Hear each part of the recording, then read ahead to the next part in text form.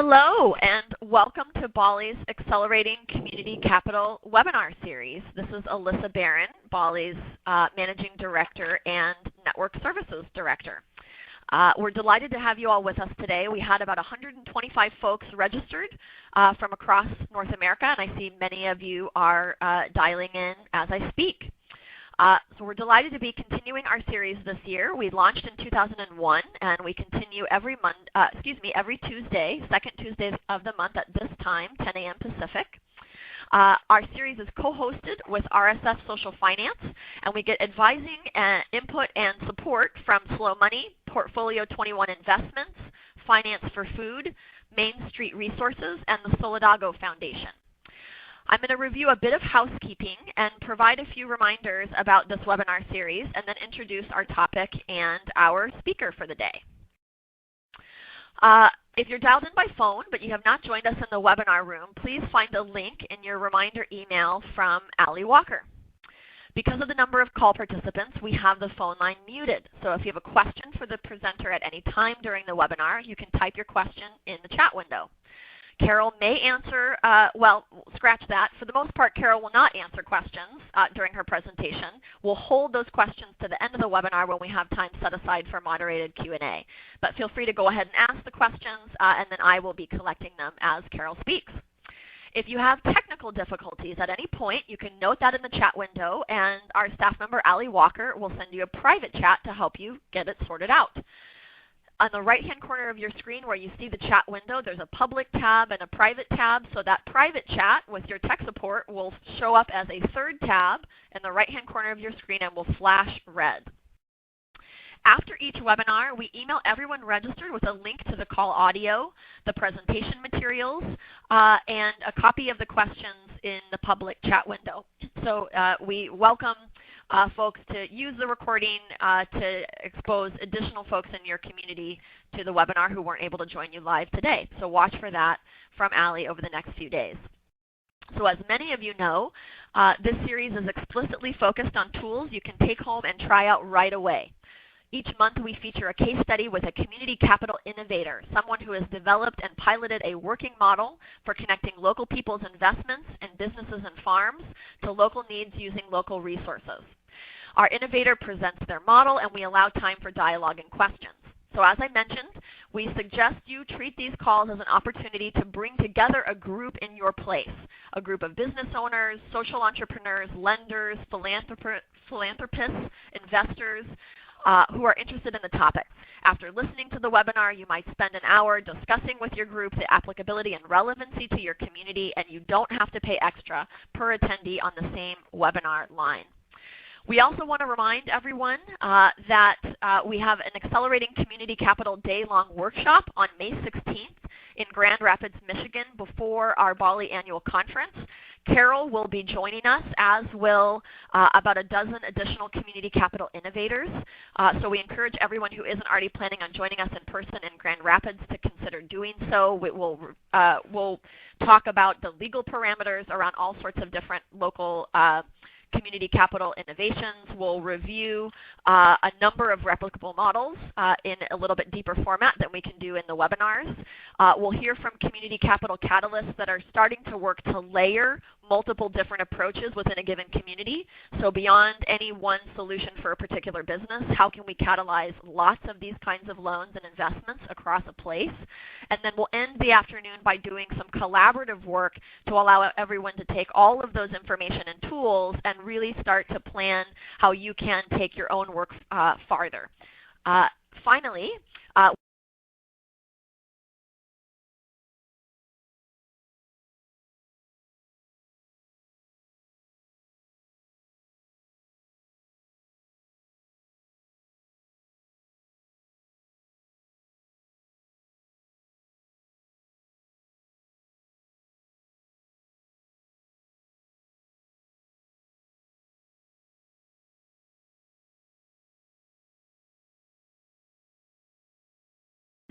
Carol Peppe Hewitt from Slow Money, North Carolina. And she's going to talk today about financing our food shed models for loans from her work in North Carolina. So we know many communities are looking for mechanisms for connecting multiple investors with deserving local businesses. We've explored the Lion model, we've explored investment clubs, and Slow Money North Carolina has developed yet another way, a mix of group and individual one-on-one loans. So Carol's going to walk us through how in less than 2 years they've shepherded over $500,000 in loans. She'll talk about some of the multiple small loans to local businesses they've made, as well as a larger loan to the Chatham marketplace. And Carol wanted me to make sure folks know she's got a relationship-centered a storytelling approach. So you're going to hear her tell some stories about what drives her work and why they're doing the work that they're doing. And we're going to want to get into a lot of the nuts and bolts during the Q&A portion. So be listening through the stories for all of the specifics you'd like to have Carol follow up on how her mechanisms work, and be serving those questions up, and we'll get into that during Q&A. So without further ado, I'd love to turn it over to you, Carol, and we'll give you a moment to get your presentation pulled up. Okay.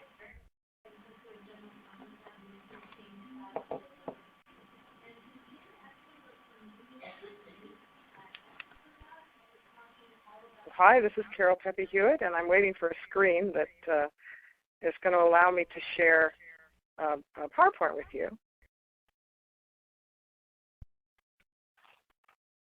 Allie, am I right about that?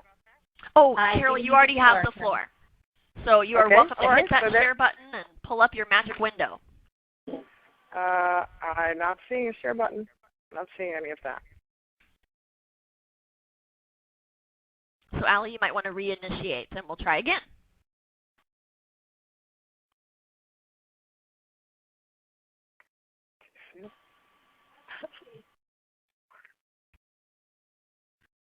All right. Carol, you've got the floor again. Do you want to try again? I'm going to try. Oh, there we go. Okay. Hang on.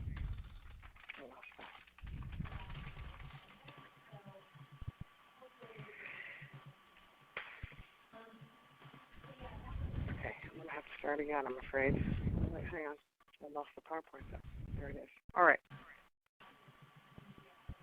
We're going to get this in just a second. I promise you all. That's okay, Carol. You just focus on getting it up. Okay.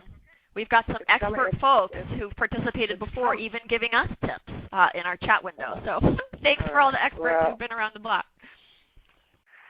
I'm just going to resize this and press start. Just give me a second here. Thank you all for your patience. Mm-hmm.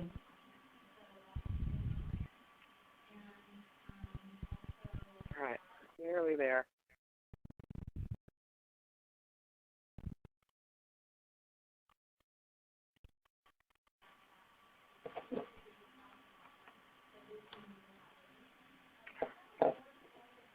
Gone again.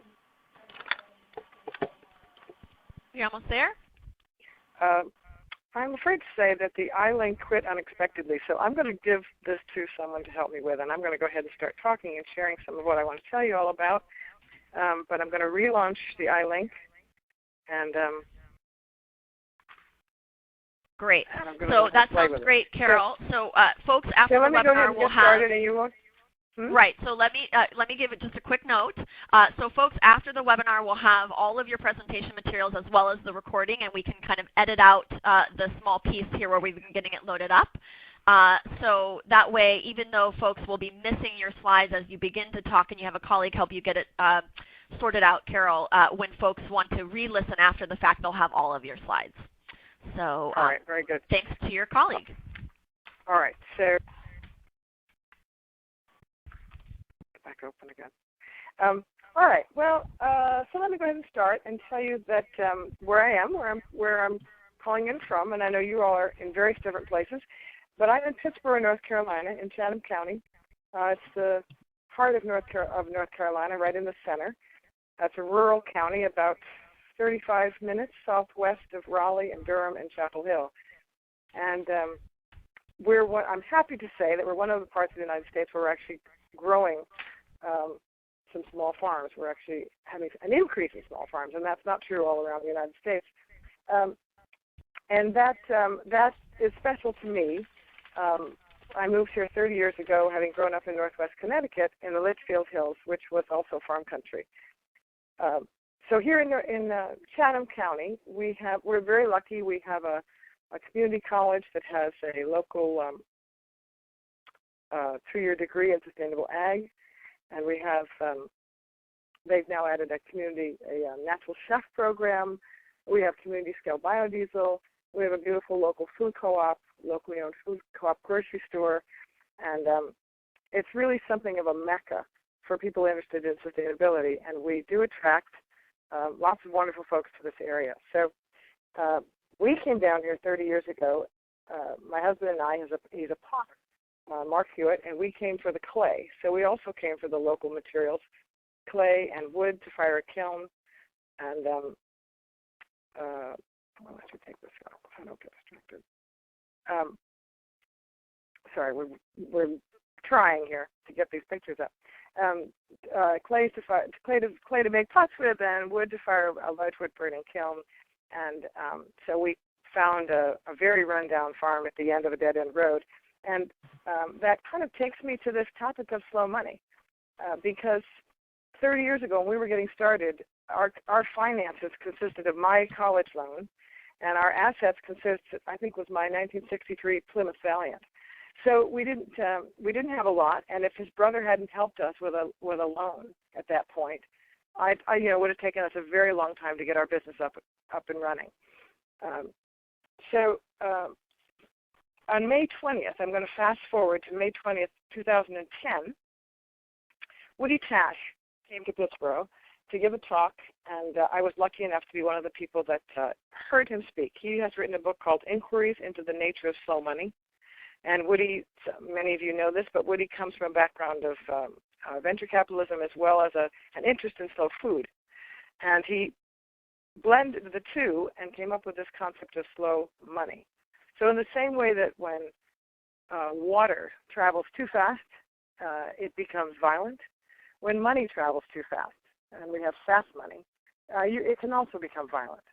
I've heard that as much money changes hands every single day in the stock market as exists in the entire world. And, that's fast money. And every time it changes hands, a little bit of money is peeled off for someone else.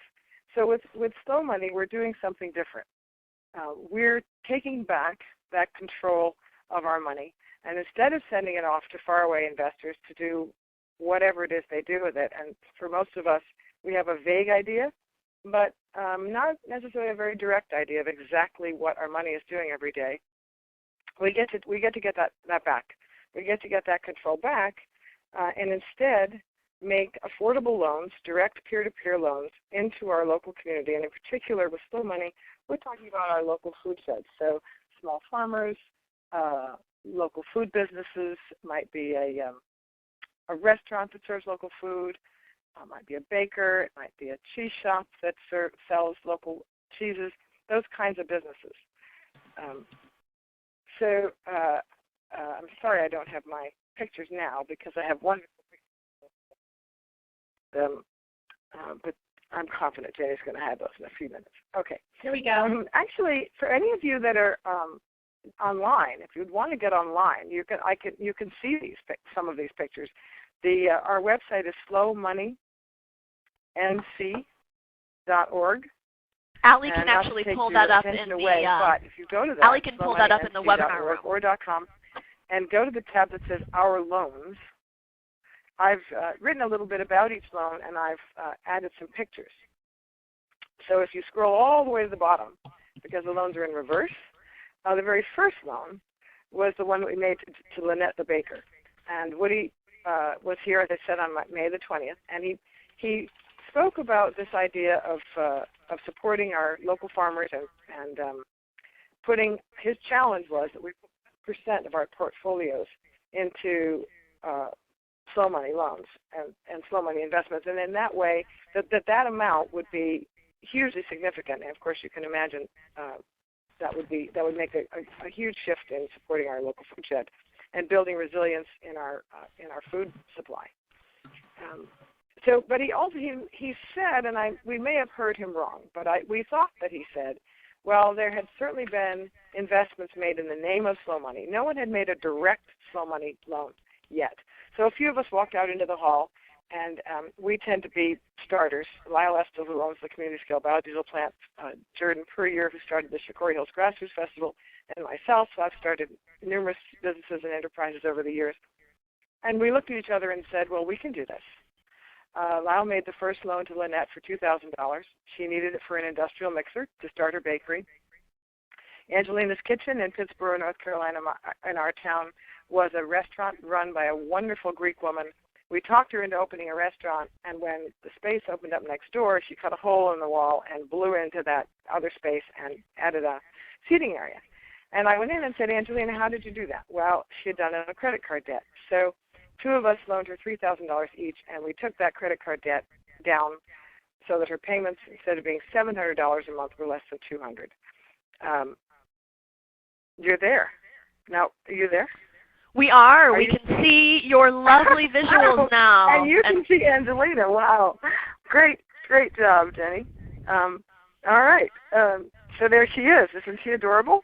Wouldn't you want to loan her money so that she would make wonderful Greek food for you and your family? All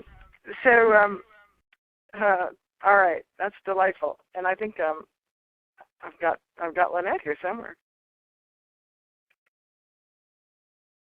Oh, well, there's me. And there's Lynette. So there you go. Is that where they start? I have to go back. There's Fast Money. I do have to go back to one slide there, because that's the farm on top that I started on with my brother and his cow, and there's the farm that my husband and I now own, but we farm pottery and not food. So, but I just thought I'd have to share that with you. So Small as Possible is a book that Lyle wrote and about our community, and said that financing ourselves is a place where we get the lowest marks as a community. And so we began making these wonderful loans. Jackie came to us when we first got started. She needed $40,000 to start her bakery. Unfortunately, we did not have those kinds of pledges yet. People, when they hear about slow money, can go to the website now and actually make a pledge and say, I'd love to make a loan to someone, and that comes right into my inbox. And then I can forward them a story. A borrower puts in, there's also a place on the website that a borrower can fill out a borrower information form. That, again, comes into the Slow Money website, inbox.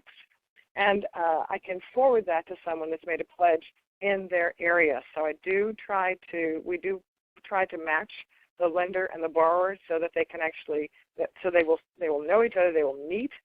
It's the lender that will make up their mind. In this case, in Jackie's case, we weren't able to give her that $40,000, but she was able to get that from something called the North Carolina Minority Support Center. I think it's now called the Support Center. She came back about a year later, and she'd already outgrown her mixer and needed money just for a mixer. And I'll come back to her lender in a minute, but I want to tell you this wonderful story for those of you that like coincidences. She called me and said, I've found a mixer. I found a used mixer. It's just what I need. It's wonderful. There's just one problem. It's in Miami. And I said, Jackie, I know you're not going to believe this, but I'm in Miami. And I'd never been to Miami before, but I happened to be in Miami right then. So I went over and met with the people that were retiring and closing their pizza shop, and I took a look at this massive Hobart mixer. It looked good to me. I gave them $100 in cash as a down payment, and they called the shipping company. She wired them a check for the rest of the cost of it, and they shipped it up to her in Cary. It turns out, North Carolina, it is a very nice mixer. She's having it refurbished. It's an older one that's all made of metal, and she's absolutely thrilled with it. There was a young woman from Raleigh, North Carolina, that had heard about slow money, and she had said she would love to make a slow money loan somewhere in the neighborhood of $4,000, $5,000, which was exactly what Jackie needed. So the three of us got together over a cup of coffee, and I brought a sample blank promissory note, which they were then able to fill out, and a check across the table, and two women went home very happy. I think that loan is probably maybe a three-year loan. Jackie sells her brownies to Ben & Jerry's, and she sells cakes to Whole Foods, and she's doing swimmingly. So I want to speak for just a minute about the lenders. Why do people do this? People ask me that all the time. It's so risky, But in fact, these microloans, these personal loans, tend to perform extremely well. In the over $500,000 now we've done in loans. I'm going to talk in a minute about a large one for $400,000, but of the small ones that total about $135,000, they average about $5,000 each. Only one of them is in the rears even. He's not defaulting. He's come back, but he had a really tough summer. It's a farmer, but he's renegotiated and he's back making his payments again. So that's $4,000 out of $135,000. So we basically at this point have no defaults. So the reasons that we do this because we can. Because we like the idea of getting our control back of our own money, and because it just makes sense. It's a pretty old-fashioned thing to do, but it's extremely, extremely rewarding. Patrick Coliff was starting a cheese shop in Durham. He had worked at one of the food co-ops. He worked at Whole Foods. Wonderful fellow, and I call him all the time when I need a cheese tray for anything, because he does these beautiful cheese trays, and he features lots of local cheeses. So this is LaChandra, and I want to stop here and say that if we're going to repair the strength of our food shed, we need to go all the way from farmer to eater, and that means we have to fix the distribution system.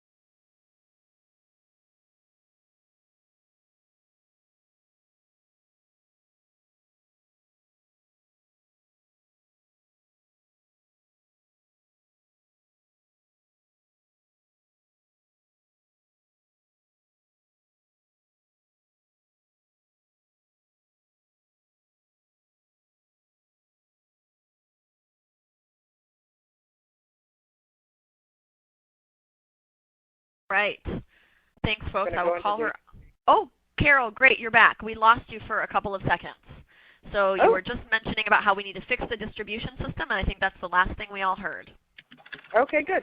So this is LaChandra, and she's going to be able to do just that. She owns a long-haul trucking company, but she's going to buy a cold storage truck, a reefer. Are you still hearing me okay? Yes. Okay. And she will be able to distribute local produce, local food around eastern North Carolina. So one of the things that I've been doing is traipsing around the state and talking to people. And I went up to Asheville. I spoke at a book reading on local vesting, and then I spoke at a Green Drinks, and I opened up my email the next morning, and there was a $25,000 pledge from someone, a $5,000 pledge from someone, and a $5,000 pledge from someone else.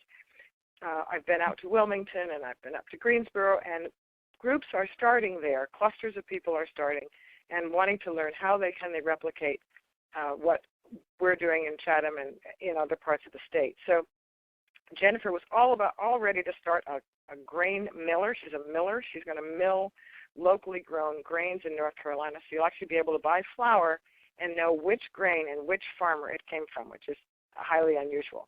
She was almost ready to open, and she had some cost overruns in her electrical, and we were able to get her 3 loans of $15,000 to help her get her doors open. It's called Carolina Ground up in Asheville. This was a really fun one. We went into cotton, so we have the first certified organic cotton grown in North Carolina. It's going to be turned into T-shirts, but there was a moment in time a few months ago when the farmers needed to be made whole. They needed their $30,000 to pay for the cotton, and 5 lenders got together and put in $6,000. And you can see us toasting to our good fortune now that we are in the cotton business. I'm in the blue dress over there to the right. My husband's behind me. Eric Henry in the bright green owns TS Designs. And I would say right now, put in a plug here, that if you have to order any T-shirts for any reason, I hope that you'll go to TS Designs and get your organic cotton T-shirts from them. They're in Burlington, North Carolina. So Thank you, Carol. And we featured Eric Henry of TS Designs on our main stage at our conference in Charleston. Great. Well, we'll all be out of BALLE together. So I want to tell you about a different loan that we did. This one was the only one that wasn't a person-to-person, direct, peer-to-peer loan. This one was for $400,000. So 16 people came together, and we actually formed an LLC, hired a lawyer, and raised that money, and were able to refinance the local food co-op, the Chatham Marketplace, refinance their bank loan. They had a large balloon payment coming due. Their interest rate was well over 8%, and rather than refinance it with a bank, we call it Bring It Home Chatham, because we brought it back home. So we have a number of investors with making a very nice 4.5%, that difference was able to save the marketplace a third of the cost that they were paying for their bank loan. So it was very helpful for their cash flow, wonderful for those of us that love the marketplace, and just a really exciting thing to do. I would say that around the country, there are a lot of investment clubs being formed, slow money investment clubs. Some are formalizing into an LLC, some are not, some are just becoming networks. But that is just another model, another way to do things. So I'm getting to the end here, and I know that you all have questions, but I just want to reinforce again how rewarding this is. That this really is, we're talking about mission-related investing, impact investing. Call it what you will, but it's spending money in ways that that you know where the money's going, and you can go to the farmer's market and there's your farmer. You can go to a restaurant and know that it's in your town or in your neighborhood because you're helping to support it, and you're helping for it to be there. So this quote by Jim Leach is the guru of co-housing, and I think this is a wonderful phrase. So lastly, I'm going to show you the little flash of the website. This is a WordPress site that I'm gradually learning how to do. So if there's anything funky about it, or if you have any questions when you go through it, please email me, and we'll do what we can. We're doing our best to keep it updated.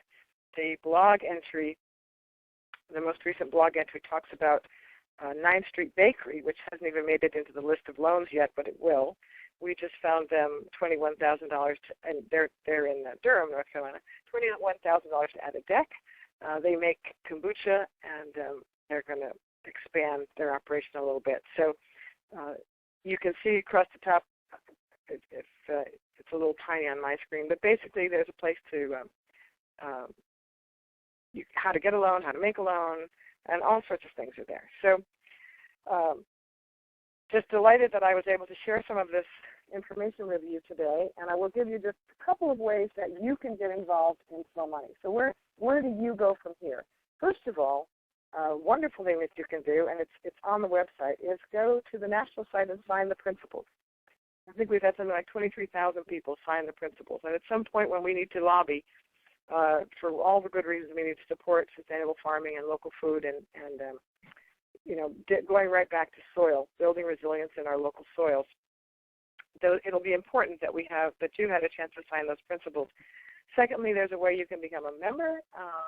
Membership is shared between the national and the local chapters. There's a drop-down menu. You can put in North Carolina, or if you have another local chapter in your area, then half of that, your dues goes to that. Of course, come join us at the BALLE conference in May. And if you're from North Carolina, think about making a pledge in your area. That way, if I see that there's a pledge in Winston-Salem, or there's a pledge in Lexington, or there's a pledge somewhere, it's like, wow, we need to get out there and get moving in your area. If you have an idea, a business idea that needs capital, by all means fill out a borrower information form. If you're from outside North Carolina, by all means get involved in your local Slow Money chapter, but if you don't have one, I'd be happy to help you start one, as would Woody, Tash, and Michael, who both work at the national level. But by all means, do something. We vote every day with every dollar we spend, and if nothing else, I'm sure I'm talking to the converted here, singing to the choir, but by all means, search out local food and ask for it. That's how it ends up in our food stores. One of the large chains in North Carolina now, Lowe's Foods, at the corporate headquarters level, they realize this, and they've now started doing, really making a push to find and put more local food in the stores, and that's completely consumer driven. So have fun with this. I certainly am, and thanks for listening. I look forward to your questions. Thank you, Carol. So I'm gonna have Allie stop the sharing with Carol, and then so that, Carol, you can come back into the screen and see the chat window. And then, Allie, once you do that, if you would pull up the Slow Money website, just so we have something pretty to look at while we talk. So, Carol, we've had a bunch of questions come in already, and I want to start with kind of a basic question. We had somebody wonder, how do you find your potential borrowers? So do you announce an opportunity and invite anybody who wants to come together? Have you already collected a pool of potential borrowers, and then you do particular matchmaking? How does that work? Right. Well, when we started this, I would not have believed 2 years ago that I was going to be spending my every waking hour doing this. But it's kind of become that way because it's just so much fun. So I made up some little flyers. I call them 4-ups because they're 4 to a page, and ran around just saying, here's Slow Money, here's an email address, here's a phone number. And I passed them around at farmers markets. I took them everywhere I went. Really, it was a grassroots networking campaign. We had a little article in the local paper. I would, give a talk about this somewhere, and each time it would generate either borrowers or lenders. And then when I would go out of town as an expert, a damn fool away from home, that's kind of me. So I would go up to Greensboro, and people would gather folks together that they thought would be interested in this. And so really, it's very much friends telling friends. And there are listservs of cooperative extension agents. Our cooperative extension agent has a good listserv of the farmers. So if every once in a while I'll send something out to her, and she'll pass it around. It's really just like anything else. If you have a great idea and you think there's some hope that it'll be contagious, you just put the word out everywhere you can. How I match people, basically, I do screen them. I screen the borrower information form to see if it's on mission. So, is it actually got a local food play in there? And I'll call the person and let them know that I got it, and have a chat with them, and then look to see who on the list of who's waiting to make a loan, and I just forward them the email, and then it's up to them to get back to me and say, we just stay in touch. So I call this my Slow Money escort service. And we've got a couple more questions I want to stick with in terms of how this works, from the borrower side. So did from the lender side. So you talked a little bit about how you find those lenders that then you can connect with borrowers. Do the lenders require a personal guarantee? How does that work?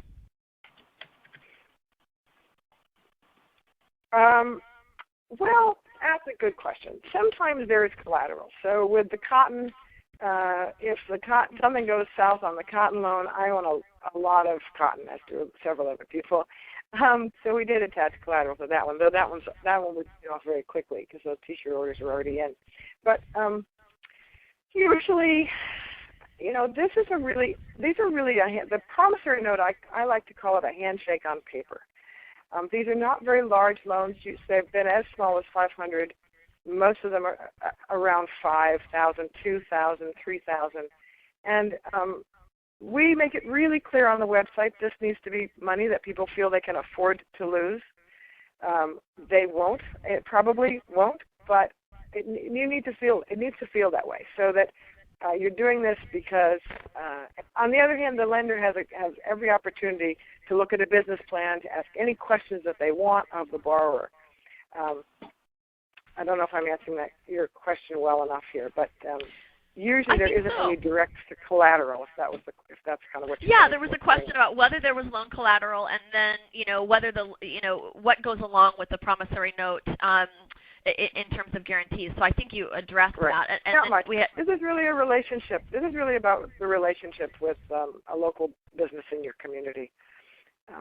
And I also I see real quick that somebody's asking about the incorporation of the LLC, and let me just say that the Chatham Marketplace loan was very complicated. When you buy a bank loan, you don't do it lightly. So we hired a lawyer that specialized in finance and banking, and was able to help us with that. And again, that one, when you're loaning $25,000, you want very formal documents. So was very formalized. Now, clarify a bit on a couple of levels on the Chatham Marketplace. The first is, let's start with why you decided to incorporate. It sounds like really that's because given the legal issues in buying out the bank from the loan, taking it on yourself, and then being able to give Chatham Marketplace more favorable terms for that loan, was that required to incorporate? And why did you choose the particular form that you did, the LLC? It's just a standard LLC. As I said, we did that mainly because the investment level was so high, and we're now there are a number of community investment notes attached to that business, but we are like the bank, so they are subordinate to us. So it had to be very clear that we would, should something ever happen, which I certainly hope it will not. These lenders are they're at the top of the list for getting paid back. So that's how that works. And we had mentioned in our marketing that it was actually a $400,000 loan. You had just mentioned $25,000. What was the amount? How did that work? We raised $400,000. There were 16 people put in $25,000 each. The loan was actually $398,000. There's $2,000 is left in a slush fund to pay. It's left in the bank. We have to pay a $200 incorporation fee every year. It's over an 8-year period, so there's a little bit of extra there. But most of it went straight to the marketplace, and then the marketplace actually, the lawyer's fees came out of that as well. So I think the loan, I don't have the number right here, but the loan was another probably $7,000 less than that. Great. And what were those lawyer fees in this case? What were the transaction costs? I believe that he stopped at $7,500, even though I think he went well over that. Again, the details of buying a bank loan are different than just financing. So that one was particularly complicated. Ordinarily, you could form an LLC much more easily and do something, for probably a third of that, depending on where you are and how much is involved. We had a follow-up question that did the LLC seek recognition as a tax-exempt org by the IRS? I'm not aware of LLCs being tax-exempt ever. So can you speak to that? I can't answer that question. We have an accountant. One of the 16 people is an accountant, so she's been wonderful about doing the sending us all. I can't remember what it's called, but the form that we needed to file with our taxes. So I would assume that it's not tax exempt. I would assume that those interest, the interest on that is all is filed as part of our taxes. Great. But, and so if whomever I'm not going to be able to give you those details. Yeah. Well, great. So we'll invite whoever asked that question to follow up if they would like. I know, yes, for example, absolutely. that, of course, charitable organizations can be tax-exempt, but if somebody has information about how a corporation can be, a for-profit corporation can be tax-exempt, that would be great to have them pipe up. Right. So let's see here. Well, reflecting on. And tell you, oh, go ahead. Sorry, I will jump in and tell you that what we did with Slow Money, North Carolina, is we tucked it under something called the Abundance Foundation, which is a wonderful organization in our community that promotes sustainable energy, community, and what's the third thing? Oh, local food. Very good. So we tucked ourselves under them as a fiscal sponsor. So when people pay memberships, there's a place for that to go. We have people that do donations. We've done a couple of very fun small fundraisers, which has also been a way that we've found both lenders and borrowers at our events. We held a little birthday party at the local Pops local store and raised a few $100s and found lenders and borrowers that way. So that means that we as an organization are tax exempt. As far as how do we support ourselves, we do not charge fees for these loans because if I did that, we would be a bank, and we're not. So lenders and borrowers are invited to donate. We give them a guideline if they ask of something like 1 or 2% of the loan amount. If they would like to donate to the Abundance Foundation, that would be most generous because at a certain point we do want to make this a sustainable program so that there could be a small salary, part-time salary for someone to run this. I think we're looking at that all around the country at Slow Money as an organization. How do we sustain these loans? The nice thing is we keep our overhead extremely low. We don't need an office. We probably, those of us already have a laptop. We've got free Wi-Fi or Wi-Fi, and so as long as we can spend a little time talking on the phone and kind of handling this from wherever we are, this does not need to be an expensive operation to run, and people can do it as a volunteer effort quite easily in their communities. So folks had asked if Slow Money North Carolina has a staff. It sounds like right now you don't have a paid staff. You're volunteering your time. Is that right? That's true, and we have been able to raise enough money through some of these avenues to reimburse some of the travel expenses. And I actually did get a small grant. I spoke somewhere recently at annual meeting at Star, North Carolina, and someone came up to me afterwards from the Fund for Democratic Communities and said, "I love what you're doing. Can we give you a grant?" And I said, "Sure." So we did raise $5,000 in 2011, and they matched that. So we have a very nice cushion that is going to allow us to use some money of that for administrative staff. One of the things that I'm doing is at the Slow Money website that you're looking at, we're sharing that all around the state so that if a group starts up in Asheville or a group starts up in Greensboro or Wilmington, we can give them a page on the website. They don't have to have a website.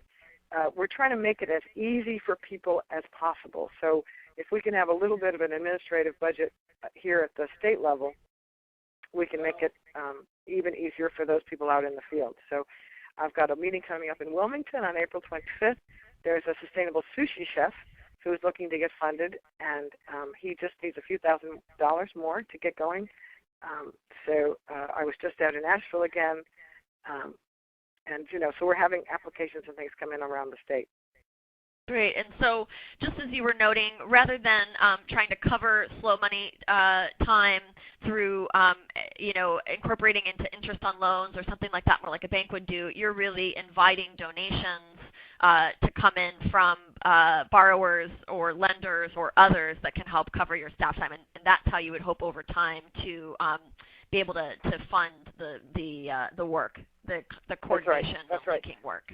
Great. Yeah. So we're up to $500,000 in loans. So if we get to the point where we're at $1 million in loans, and people are willing to donate something in the neighborhood of 1 or 2% of what they borrow and what they lend to keep this going, because the people that are involved in this are there because they want to be, and they want to see Slow Money stay around, and they want to see more loans get made, and so that's an easy donation.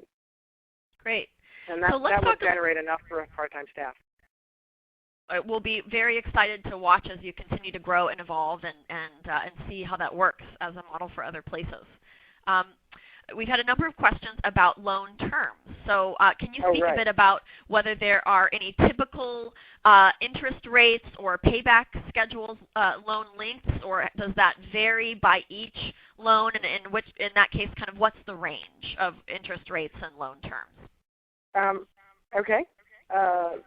Very good question. So if it's Slow Money, it also needs to be affordable Slow Money. So at this point, you can't get a commercial loan to save your soul just about anywhere. But if you could, it could be anywhere from 9, 10, 11%. So we try very hard to keep these at somewhere in the neighborhood of 2, 3, 4%. It's really up to the lender and borrower. In some cases, when the loan amounts are higher, the interest rate tends to be a little higher because the risk seems greater. So we have gone as high as 5%. But that, to me, is about as high as we ever need to go if we're going to call it, in my opinion, here in North Carolina, a Slow Money loan. Now, that might change around the country, and certainly equity and so forth would make that different. And as far as the length of time, we try to turn these around fairly quickly. So 2 years, 3 years, people can get their money back and they can loan it to somebody else. The exception to that is the large one. The place loan is 8 years. Great, but for the individual smaller loans, it's typically about 3 years. Yeah, even 2. In fact, some of the small ones are already paid off. Several of the loans were 1 year. And have you used any technology to facilitate your loan? So you talked about how you kind of gather borrowers and how you hear from potential lenders alike. Would you ever consider using technology if you haven't already, something like a peer-to-peer site? I hope not. I mean, Can you expound? Part of the value of this for me is the relationships that we're building in our communities. I think when I changed the website, do you all get to see it? So I've just changed the screen. Does it change for you? Does it say no, because you're not sharing anymore such that you can see the chat. Too bad. But okay. Allie can navigate around on the website for her if you'd like to indicate where you want to go. If you go to the blog, Allie, if you go to the blog page, it says 9th Street Bakery Gathering is big news.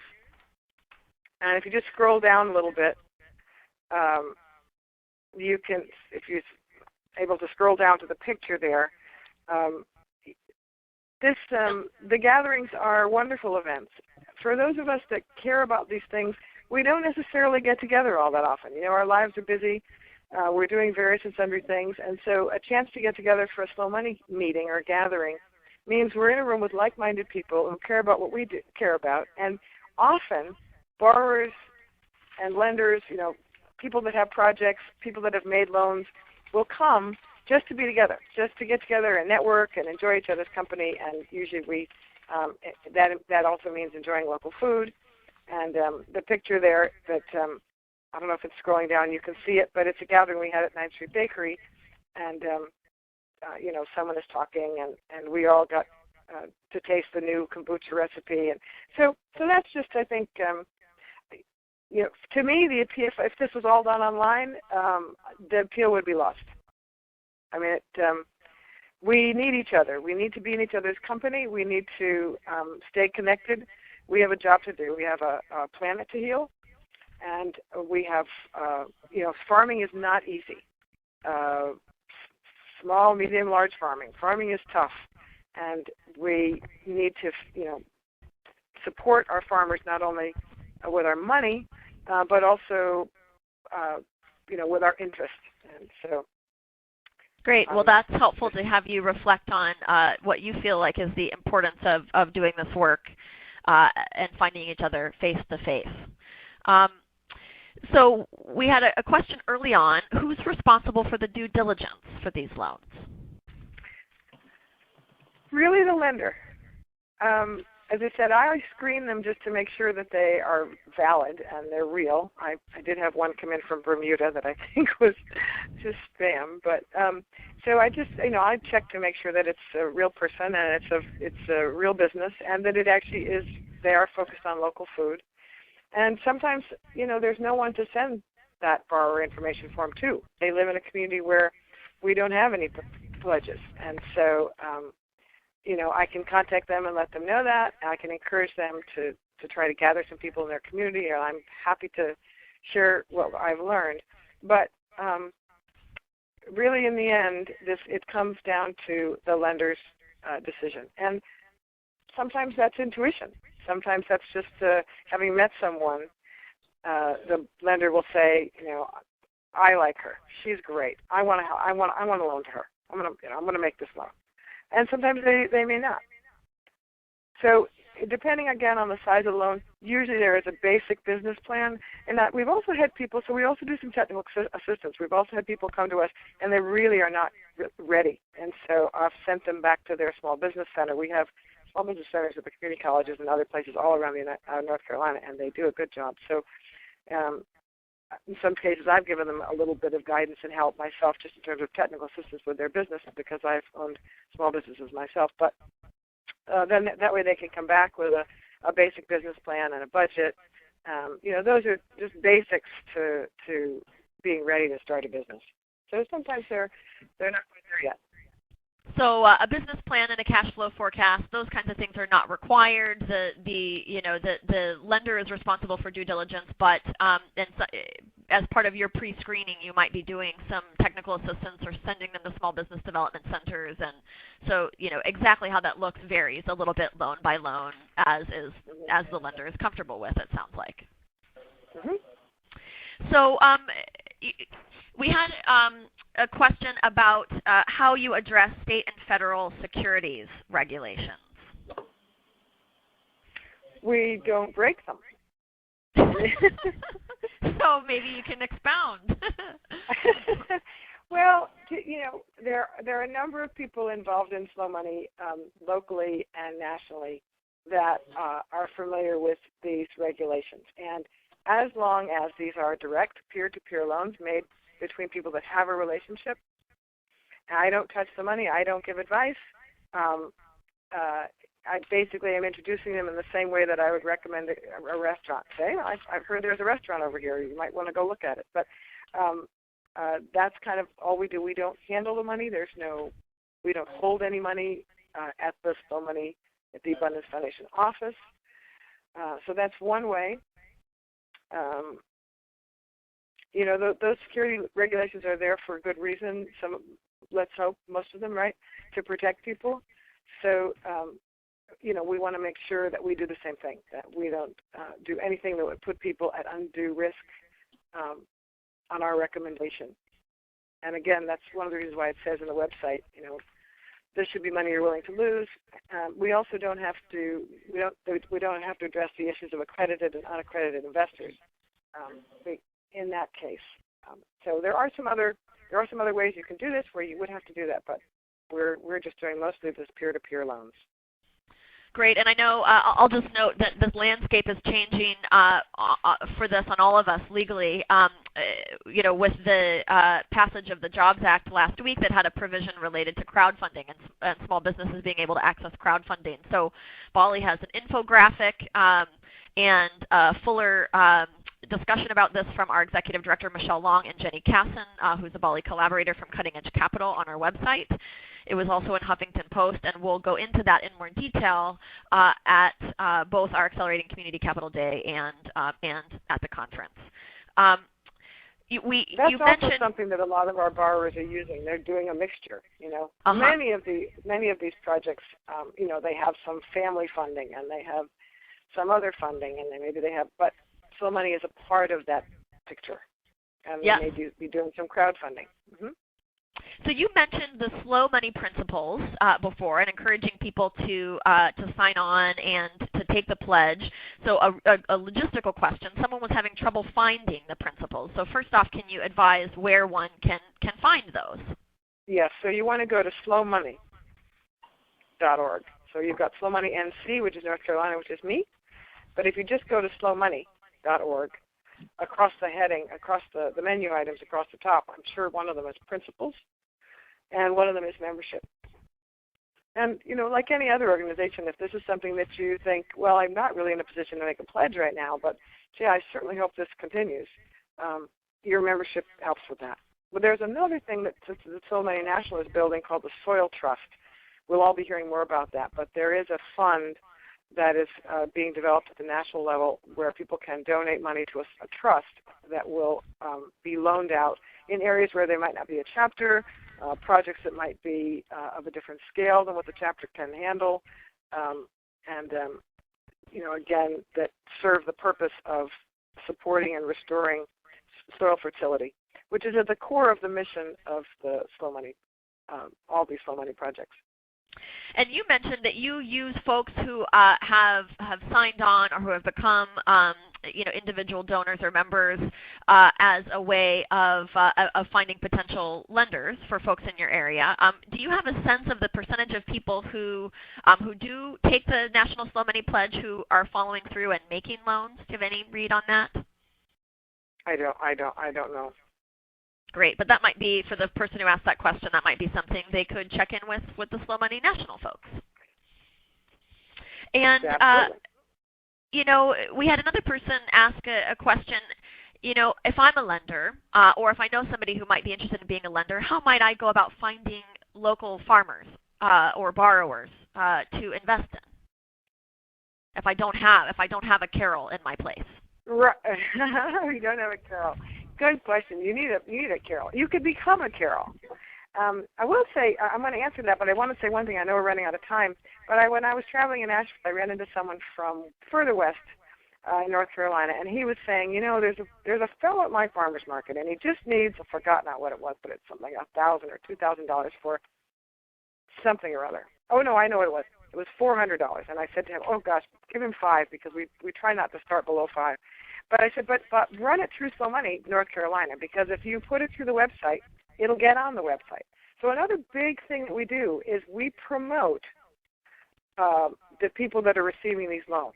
So if you're in North Carolina and you run it through us, I'm not worrying about the 1% here. This is not about making money, but because it'll give them visibility, and it'll help you build a brand in your area. So if Slow Money gets known and you talk about it and you tell your friends about it, so often we want to help some, but we just don't have that mechanism, and that's what I can do. I can provide you that sample promissory note, that mechanism, that sort of third party that can talk to the other person and talk to you, and it just feels like there's a little bit of objectivity in the process. If you're not in North Carolina, I'd be happy to take your call off after the call and walk you through that process so you can do it. You can do it on your own. That's very kind, Carol. Thank you. And I think we maybe have time for one more question. Again, this is kind of just actually I'm going to go with this one, marketing. Somebody asked, how is it beyond doing presentations like this that you market what you're doing? Well, I'm a complete bore at parties. It's just too much fun for me to talk about Slow Money everywhere I go. So that's part of it. And now we have 35 loans in place. So that's 35 lenders. It's about 25 borrowers, and they're talking about it. And so it's really, again, the sort of grassroots marketing. I do have some little flyers that I share and carry, and I invite all of you to join my mailing list. I just sent out a newsletter last night, actually, that went out this morning, announcing this call and other activities that are happening here in North Carolina. And so I think I have about 500 people now that are on that email list. So I don't send out very many newsletters, but occasionally, and so that's part of it. As you just begin, if this is something you're interested in doing in your area, start collecting names and addresses, names and emails and phones, and I would suggest the county or the food shed that they're in. So when you get this going, you'll immediately have that list. So all the ways that you can imagine to market this, are good ones. Ideally, the more that are free, the better. And of course, it's wonderful for that. Facebook. Wonderful. Wonderful, yeah. Through social media, but underpinned, of course, by the real face-to-face relationships you mentioned before. And on the marketing front, someone else had asked if the national press have caught on to Slow Money. I would suggest looking at the Slow Money National website for some of the press I think they've got referenced. I do think, I'll just say from the BALLE perspective, that the national press is waking up to local economies, local small business, slow money, community capital, and I think there should be some interesting additional coverage given the crowdfunding legislation that happened last week. So, and of course, we as national organizations are doing all we can to keep elevating these stories to keep spreading the word and catalyzing further change. So I want to throw out two quick teasers, which keep an eye out for next May, the potential of a Southeast Regional gathering for Slow Money in North Carolina. Great. This is very, very early days, but we may do that, and keep an eye out for a book about Slow Money North Carolina within the next several months. And that book is written by you, I believe. Is that right, Carol? It will be written, yes, it is you written didn't by mention me. that part, yeah. You get lots of details about these wonderful stories soon. Wonderful. So reminder for everybody that after each webinar, within 48 hours, we email everyone a link to the call recording, which has both the audio and the visuals. We also give you a separate copy of the presentation materials when we can. We'll work with Carol on that, as well as a copy of the questions in the chat window, all of which so you can keep going deep here, referencing the information and sharing it with others in your community who couldn't join live today. We had a person that said, if I can't come join Accelerating Community Capital Day or the BALLE main conference, is there a way I can access that content? We don't have live streaming, but we will record all of our plenary stage sessions over video for folks to access later, and details about that will be on our website. So we just want to thank you, Carol, so much for your time, for sharing it with our community in so many different ways, in person and virtually today. And thank everybody else for your participation today and the really excellent questions. So thank you, everyone. Well, it's a delight. Thank you so much for doing this. All right, wonderful. Well, onward, everyone. And so we will not have a Community Capital webinar in May. We're doing all of our in-person events instead, but we'll pick back up with this webinar series in June. And everyone can stay tuned for our next speaker and topics in the coming weeks. So we'll see you all hopefully in person, and if not, on the phone in June. So thank you.